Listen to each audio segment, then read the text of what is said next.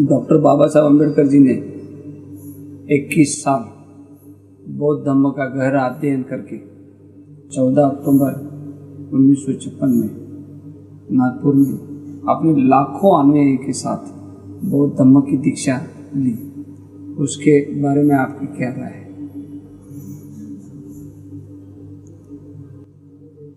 बहुत महत्वपूर्ण काम किया, ऐतिहासिक काम किया। लाखों की संख्या में, बल्कि कहें करोड़ों की संख्या में समाज का एक ऐसा अंग जिसे सदियों से, सहस्त्राब्दियों से दबाया ही दबाया गया, इस व्यक्ति ने उन्हें ऊपर उठाया, उनमें स्वाभिमान जगाया, उनकी हीन भावना दूर की, स्वावलंबी बनाया। साधारण बात नहीं है।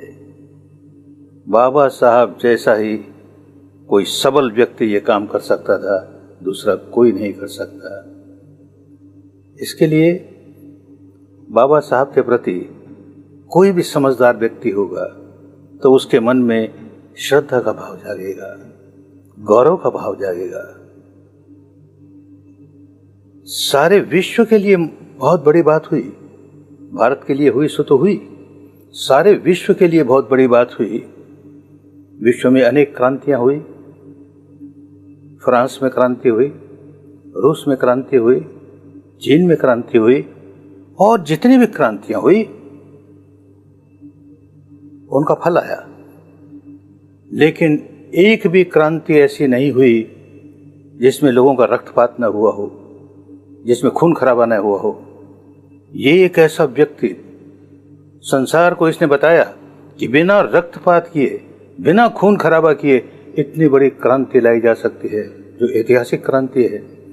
और जितनी क्रांतियां हुई उससे ऊंची क्रांति है, कम नहीं है। लेकिन एक बूंद भी खून की इस क्रांति में नहीं भई। ये उनकी महानता है।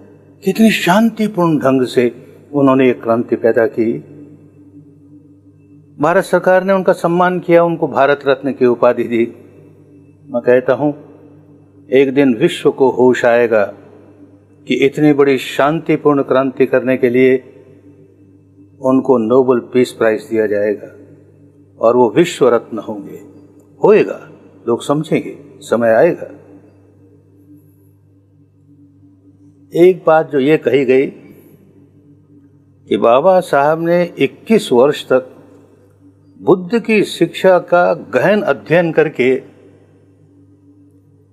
लोगों को इस ओर मोड़ा, ये सत्य तो है, पूरा सत्य नहीं है, अधूरा सत्य है।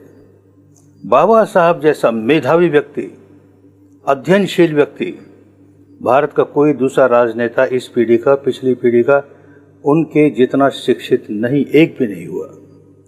तो उनकी ये विशेषता है, वो केवल बुद्ध की शिक्षा का ही गहन अध्ययन करके नहीं रह गए। उन्होंने भारत की और भारत के बाहर की धर्म के नाम पर जितने संप्रदाय थे, उनकी सबकी शिक्षाओं का गहन अध्ययन किया, विस्तृत अध्ययन किया, और फिर अपनी पैनी तुलनात्मक दृष्टि से देखा, यही सबसे अच्छा है। बुद्ध की शिक्षा ही सर्वोपरि है, यही सर्वश्रेष्ठ है। तब चुनाव किया। केवल एक इसी का अध्ययन करके चुनाव कैद कर दिया, ऐसा नहीं। अनेकों का अध्ययन करके फिर निर्णय किया कि यही रास्ता सबके लिए सबसे अच्छा है।